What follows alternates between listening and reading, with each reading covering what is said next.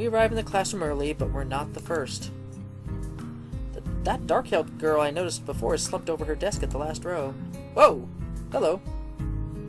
She jumps a little when Misha crashes into the room with the elegance of a rhino.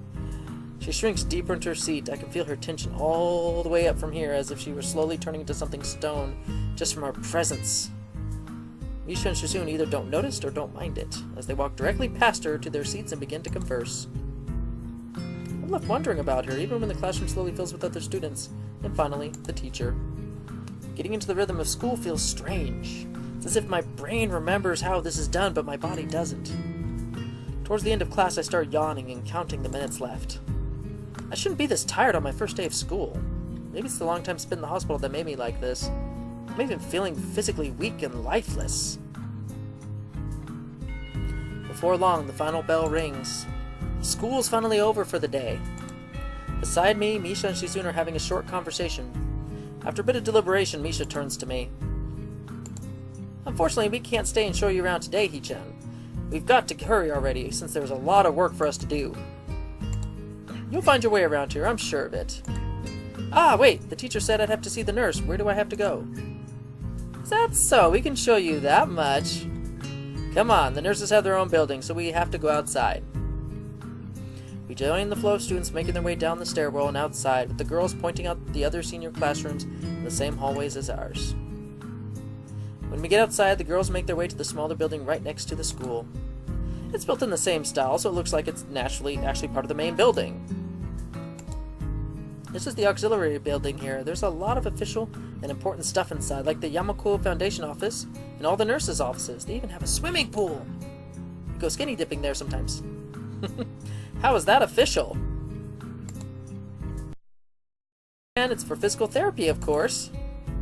Anyway, all the nursing staff facilities are in there too. The head nurse's office is on the first floor. You'll be fine from here, right? We'll be going then. See you tomorrow. Yeah, thanks. Bye. A whole building for stuff that has nothing to do with the actual education. It's necessary for a place like this. I walk in, hoping that this really will only be a quick visit like the teacher said. On a white door on the left is a green cross with the text Head Nurse and a nameplate. A voice from the inside responds to my knock almost immediately, but I can't quite make it out. It sounded a bit like an invitation to open the door, so I invite myself further in. Why not? The room is not large, and it smells strange. A friendly-looking man turns around on his office chair to face me as I enter. His desk is neat and tidy, but the bin under the table is overflowing with used medical utensils, and there are at least a dozen coffee cup rings lingering on the desk. Hello there, what can I do for you today? He's young-looking and sort of rugged, but the dimples in his cheeks wash that impression away when he smiles. Apparently he's a punk rocker. He's dyed his hair all sorts of crazy colors. Are you the nurse? He smiles like a person who has heard this same question hundreds of times. Why, yes I am. It says so on the door, don't it? You can call me by my name or just the nurse, like everybody else. Of course, I shake off my confusion, realizing I probably should grab his extended hand. His handshake is rather firm and friendly. I like how this game already describes people's handshakes already, like it's an important detail. Right, I'm a new student, and my home teacher told me to come and meet you. My name is Hisao Nakai. His eyes light up with revelation, and he snaps his fingers. Oh, you're that Nakai! I was just reading your file in the morning. Some kind of chronic arrhythmia and related congenital heart muscle deficiency, right? He gestures me to sit down in a vacant armchair in front of his desk. Yes. Good. Well, you've probably been briefed about the school enough, so I'll just go over this quickly. We have all kinds of activities available, mostly physical therapy and such. There's always someone from my staff around, even at night, so never hesitate to call us if there's a problem. The famous 24-hour nursing staff. Wow, this is really like a hospital. Well, not exactly. For instance, we don't do brain surgery here. His joke feels so out of place that I'm left thinking why he even said it. Yeah, just that it's really weird to have so many medical people at a school. You'll get used to it. I'm not so sure of that myself, but I don't let the nurse know it. Now let me just find your file again. While he searches for something from his computer and shuffles stacks of papers around, I let my gaze wander around the room. It's the epitome of generic, I'd like to say. Beige walls and ceiling, dark gray laminate flooring, and all the equipment you'd expect from a school nurse's office. Even the ridiculous educational posters are hanging on all 4 walls, reminding me to eat properly 3 times a day and from all 4 food groups. None of this candy crap at Halloween, Christmas, Easter, Valentine's Day, every single flippin' holiday of the year. Smiling, the nurse draws a thick file from the stack of similarly thick files and opens it. So you already have medication for the arrhythmia. Just remember to take your pills every morning and evening, or it won't be much help. Apart from that, do you do any sports, rash stuff like, I don't know, boxing? What would ever give you that idea? Do you see these flimsy muscles? I got nothing. I'm like got sticks for arms. Why would I go boxing? He grins to his own joke, but I don't. Well, I played soccer occasionally with some classmates. Kicked a ball in some kid's head once. Alright, I'm afraid I'm going to have to recommend you refrain from doing that. At least for the time being. Oh. My lack of reaction makes him raise an eyebrow. But really, I'm not too bothered by him forbidding me to kick a ball around. I guess I never did it out of burning passion for the sport, just to have something to do. Any kind of concussion might be dangerous to your heart, and risking another attack is not a good idea. Is the previous one caused by a sudden concussion to the chest area? There's no mention of the cause in your papers. Not exactly. A girl told me she loves me, wants to go out on a date with me, and I just fell down, gasping for air. I sidestepped the question acceptably, and he glances at me over his papers with a more serious expression on his face. Still, you need to keep your body healthy, so some exercise would do you some good. We have physical therapy and such available, as I said, but I don't think you really need such heavy measures. Just some light exercise regularly. Brisk walks, or even light jogging, jumping rope, that sort of thing. Swimming, maybe? There's a pool here. So I was told. You were? Very good. You didn't even bat an eye. At any rate, I'm sure you've been told this before. You just need to take care not to overexert yourself. Sorry. Take care to exert yourself. Make sure you get that heart attack again. No. Bad nurse. Bad nurse. He wags his finger to emphasize the point. No need, really. I've heard this 1,000 times already. Absolutely no unnecessary risks. Take care of yourself. Okay, thanks, nurse. He goes over my papers one more time and sets them on the desk, obviously content. Probably pointlessly scouring through them. Good, that's it then. Come meet me if you ever need anything. I'm ushered out before I even realize it. A quick visit indeed. I end up standing in front of the main building and the auxiliary building, although to my eyes they still look one and the same. It's the first real look I get at the other students, so I watch people coming out of the school, going towards the gate or the dorms. Everyone seems to know where they are going. And still, I keep thinking that most of them don't look too special for being students at a special school. And again, neither do I. Does that make me one of them? One of us? I should go somewhere to prevent me from getting lost. It's around dinner's time, but I feel tired instead of hungry. The weariness in me only grows as I trudge toward the dorms, set a little way apart from the main building complex. There's a garden of sorts between the school and the dorms, shrubbery, flowers, and that overwhelming smell of fresh-cut grass that fills the atmosphere. It dawns on my tired mind that the smell feels novel because I hadn't been outside at all for so long. The dorm building is big and made of red brick. Like the others, it feels way too pompous for what it is, so I push forward, going inside. It takes more time than necessary to fish out the key I was given from my pocket. Room 119. Despite the ornate exterior, the inside of the dorm is fairly new, functional, boring. Just like in the main building, the halls and doors are wide to accommodate wheelchairs. The same goes for the elevators at the end of the hallways. Wow, this guy's been...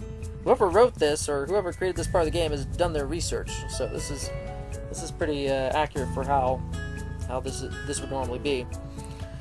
I poke my head around the corner of the common room door. Inside, a few students are watching the television. One nods and gives a quick hello before turning back to the TV. It seems that only the girls around here are sociable. Guys are like, screw you, man, your competition, get away! I suppose that's perfectly fine with me. I climb the stairs to the upper floor. Here, small quarters branch off the main hallway. Each of these minor halls seems to have a toilet and a shower, as well as 4 rooms. Oh gosh, communal bathrooms! Woo!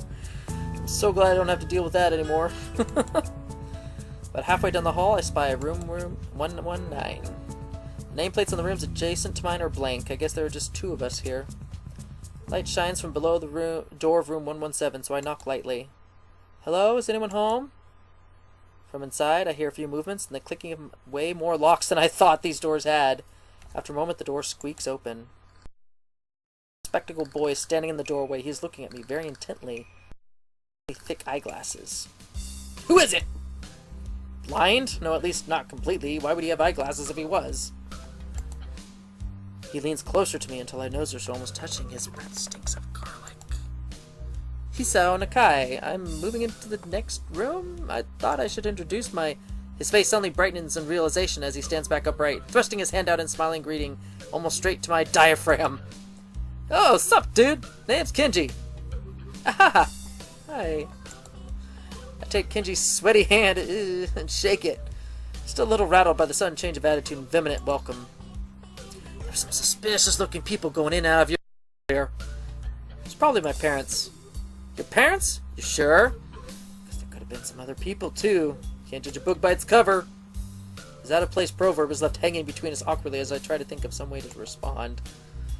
I'd say the chances are high enough. He shudders and makes some exaggerated hand gestures. You're a brave man, Hisao. Me, I don't think I could trust the chances. The only one I trust is myself. Ooh, conspiracy theorist right here. Does that mean I shouldn't get to know you either? That's a good point right there. He thinks about this for a while. A wise decision. Damn, you're smarter than you look. Probably. What do you look like? I hope not smart. He squints his eyes and leans closer again, but I lean backwards to dodge it. Never mind, it doesn't matter. With that, he turns, fumbles around for a moment in search of a door handle, and shuts the door behind him. Okay, I got a Mr. Crazy for a roommate here. I slide the key into the lock of the door marked 119. Bleak beige walls, white linen, a desk made of some type of light wood, ugly curtains. It's no one's room. Impersonal, like my hospital room was. My bags are sitting at the foot of my bed looking a lot emptier than they did this morning. The closet is sitting open, stocked with my clothes. Although it seems there are a number of school uniforms hanging there as well. A note is pinned to the sleeve of one of the shirts. Hi, Hee-chan, we've unpacked your things and made your bed. They said that if these don't fit, then you should go to the office tomorrow. If you have any problems, you can always call us. Love, Mom and Dad. At least I don't have to worry about unpacking. Kind of hoped I would have. Then there would be something to do. It's still too early. Nah, dude. Sleep. It's never too early to take a nap. Never. I put the note down on the desktop and lie down on the bed feeling drained. Lying there makes me want to read something, but I have nothing with me. That was a mistake. You should have packed some books. I wonder if the hospital conditioned me for wanting to read whenever I have nothing to do. The restless urge just keeps growing until I have to stand up. Maybe it's stress or something. I was pretty nervous about it before coming, and for the entire day, too. Or day today, too. I still am, I think. Dang! I have to distract myself somehow, so I won't be this unnatural all the time. Tomorrow, I'll go borrow some books from the library. Yeah, I'll do that. But for now, blissful sleep. The bottles of medication neatly arranged on my night table catch my eye. I pick up one, shake it just to hear the contents rattle inside, and then read the glued-on pharmacy label. Take these to not die. Hisao Nakai, take 2 tabs. Oh, it even says that. Take 2 tabs to stay alive. Oh, dang. It doesn't really say that, but it could just as well. It's kind of twisted having your life depend on chemicals like this. I resent it a little. But what choice do I have? With a sigh, I begin my new daily ritual of taking the right number of pills from each bottle, being careful to check the correct dosages. I lie down again feeling hollow and uncertain. And after that I keep staring at the blank, unfamiliar ceiling for a long time. It's getting dark. Doesn't start looking any more familiar, not even after the darkness falls and long shadows draw across my room like fingers. Dude, are you not hungry? It's like dinner time. The sheets feel slightly more comfortable, warm and nest-like against the chill that passes for room temperature here. Soon the lighter shade of darkness that is the ceiling looks like every ceiling does at night, and becomes the only thing I recognize anymore. The night beckons me to sleep, the coldness of unfamiliarity and fear creeping up my spine once again. I keep drifting further away from the world I knew.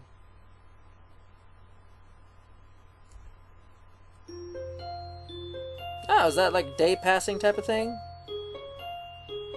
Okay, what time is it? Oh, good lord, I gotta stop this video now. Okay, so eye-opening. We're going to save here. Yes, save. And we're going to call the video right here because I think I've went on way too long. This is probably going to be an exceptionally long episode. If not, if I might have to just split it into two, I don't know. People's attention spans these days are no more than like 15, 20-minute videos, so making videos longer than that is not necessarily a wise idea if you want them to watch it all the way to the end. But hopefully the story has gripped you already. We'll see. But we're going to stop the video here, and we're going to see what's going on with Hisao. He's now in his new digs, and is going to have to live with, make do with his new life. So it should be interesting to see where the story goes from here. So until next time, see y'all later.